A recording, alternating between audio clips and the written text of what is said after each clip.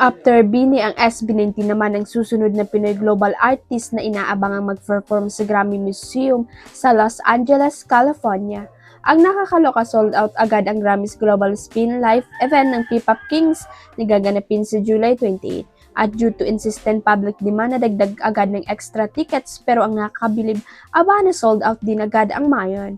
Nakailang beses nagdagdag ng tickets pero parang kulang na kulang pa rin dahil sa rami ng gustong makapanood sa live performance na Estelle, Pablo, Justin, Ken at Joss sa Grammy Museum. Ang event na ito ay magaganap 2 araw bago ang inaabangan ding Strict Law palalo sa debut na SB19. Kung ang Nations Girl Group ay nag-perform sa Grammy Museum matapos ang kanilang performance sa Coachella, mag-perform naman ang SB19 sa nasabing museum 2 days before bago ang kanilang Lollapalooza show.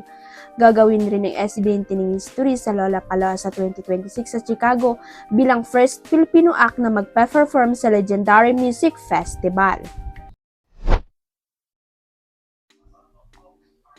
Curious na curious ang fans sa magiging chemistry ni na Catherine Bernardo at Jane Street matapos ilabas ng ABS-CBN official poster at teaser ng inaabangan sa ring Someone Someday.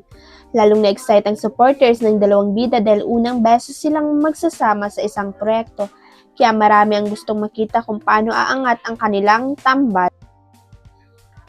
Solo muna si Catherine sa unang inilabas na poster ng serya, bagay na ikinatuwa ng kanyang solid fans na matagal nang naghintay sa kanyang television comeback.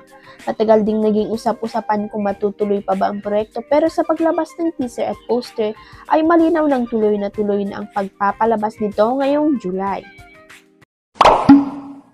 Huwag kalimutang i-click ang subscribe button at i-ring ang notification bell para sa latest at legit chika updates.